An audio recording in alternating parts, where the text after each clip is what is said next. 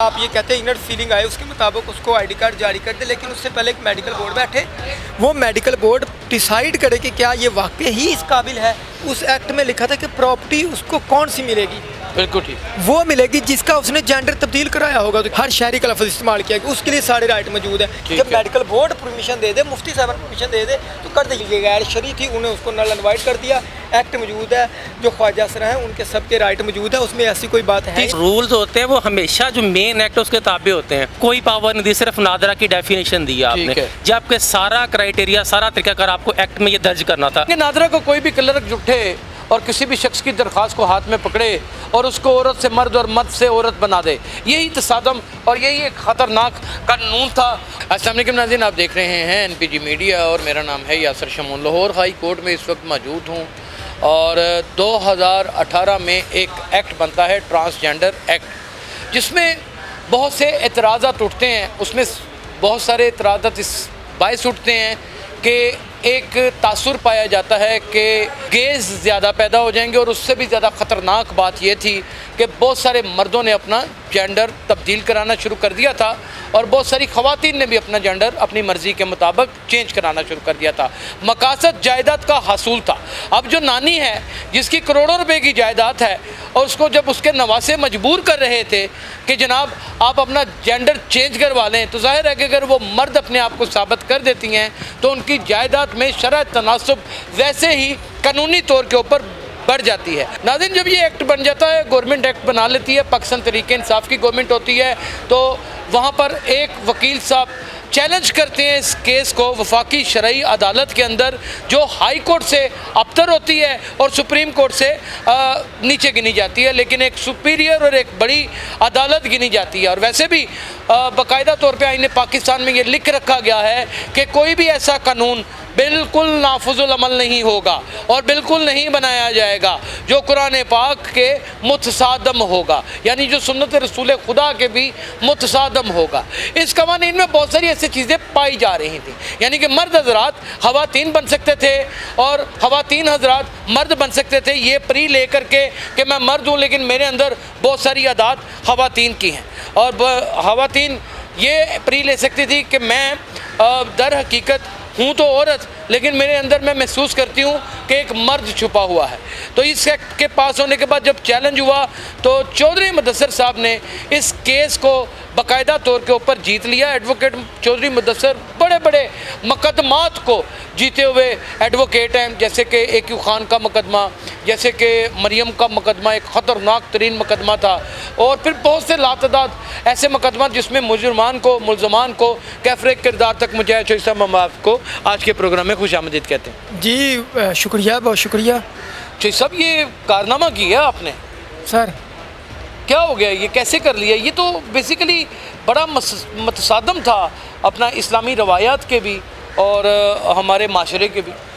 देखिए सर, सबसे पहले तो बात यह है कि ये एक इस्लामी मुल्क है। कॉन्स्टिट्यूशन ऑफ पाकिस्तान में लिख दिया गया है कि कोई भी कानून जब इस्लाम के मुनाफी होगा तो उसके लिए एक कॉन्स्टिट्यूशन ऑफ पाकिस्तान के 203 आर्टिकल D के तहत जो है ना फेडरल शरीयत कोर्ट में हम उसको चैलेंज कर सकते हैं। बिल्कुल ठीक। और फेडरल शरीयत कोर्ट इस्लामी नज़रियाती कौंसल से और कुछ लोगों से मुशावरत के बाद उसको नल एंड वाइड कर सकती है। बिल्कुल ठीक। इसी तरह 2018 में transgender person protection of right act 2018 बना था। बादियुल नज़र में ये कहा गया था कि ये जो ख्वाजा असरा हैं उनको उनके प्रोटेक्शन के लिए बना गया है, लेकिन ऐसी कोई चीज़ नज़र नहीं आई थी। वजह ये थी, लेकिन ख्वाजा असरा तो बड़े खुश थे इस कानून बनने के बाद। देखिए मैं बताता हूँ, वजह ये थी कि ऑनरेबल जस्टिस इफ्तिखार महमूद चौधरी साहब जो गुजरे हैं, उन्होंने ख्वाजा असरा के राइट अपनी जजमेंट्स में वाजिया कर दिए थे। अच्छा। उसके बाद जो ऑनरेबल हमारे साकिब निसार साहब थे, उनकी जजमेंट में उनको वोट का राइट, ID कार्ड का राइट, सारे राइट उनको मिल चुके थे। दूसरी बड़ी बात यह है, बल्कि चौधरी साहब ने तो आपको याद होगा इनको ख्वाजा असरा का नाम दिया था। जी वही नाम दिया था और बाकायदा एक रिस्पेक्ट दे दी थी। वो तो आप जानते भी हैं कि नाज़रीन, इससे पहले वतन अजीज़ के शहरी ख्वाजा असराओं को हिजड़ा, जनखा, खुसरा, छक्का और फिर बहुत सारे मुख्तलिफ किस्म के अलकाबात से नवाजा करते थे। वो तो आपके नॉलेज में है कि हमारे तो उस्ताद मोहतरम हैं इफ्तिखार महमूद चौधरी साहब, जी, जिन्होंने ये उस वक्त भी ये सारी उनको रिस्पेक्ट दी। जी। उसके अलावा कॉन्स्टिट्यूशन ऑफ पाकिस्तान भी तो मौजूद है ना, तो उसमें हर शहरी का लफ्ज़ इस्तेमाल किया गया, हर शहरी का लफ्ज़ इस्तेमाल किया गया, उसके लिए सारे राइट मौजूद है। बेसिकली उनको ये एक जो हमें समझ लगी थी उनको इस्तेमाल करके, तो ये इनके मकासद कुछ और थे जो लोग ये बिल पास करवा रहे थे और उसको एक्ट बनवा दिया गया था।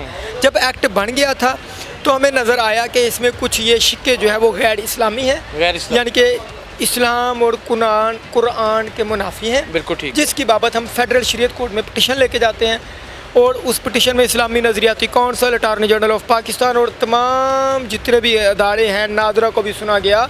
सबको सुनने के बाद जजमेंट इसकी आई 19 जून को इसकी जजमेंट आ गई।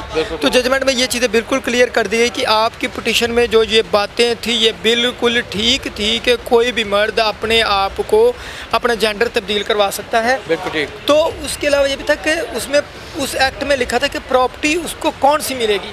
बिल्कुल ठीक। वो मिलेगी जिसका उसने जेंडर तब्दील कराया होगा। तो क्या ये फसाद फिल अर्ज की तरफ जाता हुआ नजर नहीं आ रहा था? जो मौजूदा जेंडर होगा, जो जेंडर उसने ट्रांसफर करवाया, तो ट्रांसफर कैसे कोई करवा सकता है? कोई प्रोसीजर नहीं था। आप जाएं, आपका मुझे इनर फीलिंग आ रही है फीमेल वाली, मुझे फीमेल वाला आईडी कार्ड बना दें, फिर आपका पासपोर्ट फीमेल वाला, आपका एडमिशन फीमेल वाला, आपके आप जो चीज़ें पब्लिक की चीज़ें यूज़ करेंगे वो सारी आप फीमेल वाली यूज़ करेंगे। आपका एडमिशन फीमेल वाले कॉलेज, यानी कि बहुत सारे मर्द जो है होम इकोनॉमिक्स कॉलेज में दाखिला ले सकते थे, बिल्कुल अपने आप को फीमेल शो करके। फीमेल वो कहते मुझे फीलिंग ये वाली आती है इस एक्ट की रोशनी में। हाँ। अब दूसरी बात ये कि ये ख्वाजा असरा की बात नहीं है। ट्रांसजेंडर एक्ट मतलब ही क्या है कि जिन्होंने जेंडर को ट्रांस करवाया होगा, ट्रांसजेंडर यानी कि जेंडर वो नहीं जिस पे है, ट्रांस करवाया होगा। जो कुदरती जेंडर है वो नहीं, ट्रांसजेंडर, ठीक है, अपने जेंडर को ट्रांस करवाया होगा। बिल्कुल ठीक। तो इसी तरह जब फेडरल शरीयत कोर्ट का फैसला आ गया, उन्होंने कहा जी ये बिल्कुल, ये तो देखिए ये मुश्ताक शहीद साहब थे, नहीं वो तो सेनेटर मुश्ताक अहमद, सेनेटर मुश्ताक अहमद। इन्होंने जब ये बिल पास हो रहा था उस वक्त इन्होंने सेनेट में भी इस चीज़ के खिलाफ आवाज़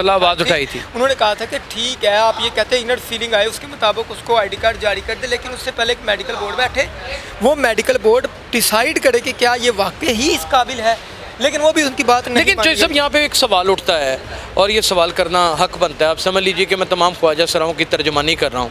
आपने उनके हुकूक के ऊपर डाका नहीं मारा ये केस चीज़ के कि क्या उनकी अगर थी सोल थी कि वो मर्द अपने आप को महसूस करते थे या औरत महसूस करते थे, तो क्या अगर वो अपने जेंडर को ट्रांस करवा लेते तो इसमें आपको ऐसे हर्ज क्या था? ख्वाजा सरा को अपना जेंडर ट्रांस कराने की ज़रूरत नहीं पेश आती क्योंकि वो तो पहले ही ख्वाजा सरा होता। दूसरी बात ये डाका इसलिए नहीं मारा, वो पूरा एक्ट नल एंड वाइड नहीं हुआ, बाकी सारे राइट वहीं पे हैं। जो 3 शिक्के हमने कही थी 3F, वो 3 शिक्के क्या हैं? वो प्रॉपर्टी का मसला सेक्शन 7, वो बहुत बड़ा मसला है। वो उसको ख़त्म किया है फेडरल शरीयत कोर्ट ने। उसके अलावा उन्होंने बड़े मर्द 6 फुटे जो हैं वो उन्होंने, औरतें जो 6 फुटे थी उन्होंने अपना ट्रांसजेंडर चेंज करा लिया था। एप्लीकेशन 22,000 से ज़्यादा एप्लीकेशन फाइल हो चुकी थी। और नादरा को भी वहाँ पे बनाया गया। जज साहब ने नादरा को बुलाया, 2 रुकनी चीफ जस्टिस फेडरल शरीयत कोर्ट ऑनरेबल जज साहब थे। उन्होंने ये सुना एक लंबी 1 साल के आर्गूमेंट बाद इस्लामी नज़रियाती कौंसल की बाकायदा वहाँ पे वो पेश हुए। उन्होंने आके अपनी सारी फाइंडिंग दी, मुफ्ती साहिबान से फतवे लिए गए। ये तो हमारी कुछ चीज़ें तो वाज़िया है, जैसे कुरान पाक में फरमाया गया है, जिससे मुबारक से भी साबित है कि जो मर्द औरतों वाला हुलिया और जो औरतें मर्द वाला हुलिया अपनाती हैं उनके ऊपर लानत है। और ये फरमाया गया है कि अपने जो अल्लाह ताला की ज़ात ने आपको मुशाबत दी है उसको चेंज ना करें। जो मर्द ट्रांसजेंडर है वो औरतों वाला हुलिया अपनाते हैं, तो लिहाजा आप उनके ऊपर भी लानत भेज रहे हैं। जो नहीं, ट्रांसजेंडर की मैं बात नहीं कर रहा ना, मैंने तो हदीस मुबारक उस मर्द और उस औरत के ऊपर जो हो तो मर्द लेकिन अपना हुलिया वजिया कतिया जो है ना औरतों वाली। अच्छा ठीक हो गया, अब ये क्लियर हो गई। ओके ठीक है। देखिए, और दूसरी बात ये कि बाकी एक्ट तो वैसे मौजूद है, ठीक है। सिर्फ उसमें ये जो 3 हमने कहा था, एक ये हो गया, एक जायदाद वाला हो गया, दूसरा एक जायदाद वाला हो गया, दूसरा ये हो गया कि जो खुद को अपने आप को जिसको हम क्या करवा लेते हैं उनको, उनके लिए भी ये ऑप्शन भी करवा लेते हैं। सब ये कैसे हो सकता है? सर ऑपरेट के जरिए बड़े प्रोसीजर मौजूद हैं, वो उसके लिए वो नहीं, हमने बकरों का तो खसी होना सुना था, मर्दों का बता रहे हैं। बस सर शुक्र करे एक्ट नाफिजुल अमल हुआ, वरना आपने सुनना नहीं, आपने देखना भी था। अल्लाह माफ़ करे। आप यकीन करें कि बहुत माओं के लाल हुए नज़र आने से आपको, और उन्होंने जायदादों का हिस्सा ले लेना था, और बहुत सी ख़वातीन जो हैं वो बांझ हुई नज़र आनी थी आपको, और सूरत हाल बड़ी ख़तरनाक नहज पे चली जानी थी। लेकिन सब ये तो फिर आपका बड़ा एहसान अज़ीम है। सर नहीं, किसी का एहसान अज़ीम नहीं होता, ये अल्लाह पाक की ज़ात ने काम लेना होता है। तो बंदा इन्ना चीज़, बंदा अदना सा कुछ नहीं होता, वो अल्लाह पाक की ज़ात जो है ना, काम बेसिकली अल्लाह ताला की ज़ात लेती है। ठीक है। तो ये इसके ऊपर कोई आसानी हमें लगा, हमारा पाकिस्तान यह कि आइन के ख़िलाफ़ कोई चीज़ चल रही है, हम उसको चैलेंज कर दिया और ऑनरेबल कोर्ट ने ये साबित हो गया कि ये गैर शरई थी, उन्हें उसको नल एंड वाइड कर दिया। एक्ट मौजूद है, जो ख्वाजा असरा हैं उनके सबके राइट मौजूद है, उसमें ऐसी कोई बात है तीसरी क्या चीज़ थी?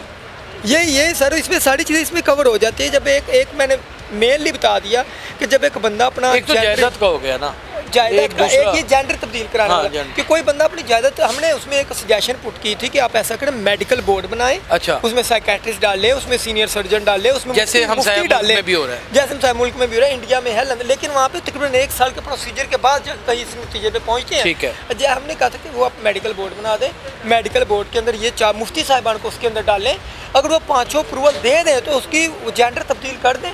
जब मेडिकल बोर्ड परमिशन दे दे, मुफ्ती साहब परमिशन दे दे तो कर दे। ये नहीं कि एक बंदा सिंपल एप्लीकेशन लेके जाए जी मुझे फीलिंग ये वाली आ रही है, मुझे वो वाला ID कार्ड बना दे, ये तो बिल्कुल गलत था। ये गलत। तो वो ऑनरेबल कोर्ट ने माना और उसने उसको स्टक आउट कर दिया, उसमें से उन्होंने एक्ट को ख़त्म कर दिया, जो प्रॉपर्टी वाला इशू है वो ख़त्म कर दिया, जो राइट्स हैं ख्वाजा असरा के वो वहीं पे हैं, वो इंटैक्ट है। नाज़रीन, ये जो अब कानून मरतब दोबारा हुआ इस पटिशन की बाबत, आज मैं आपको बता दूं कि बाकायदा तौर के ऊपर ये रजिस्टर्ड हो गया कि अब जो नई किताब कानून की साइटेशंस की छपेगी उसमें बाकायदा तौर के ऊपर ये मुकदमा भी छपेगा और इसका फ़ैसला भी छपेगा।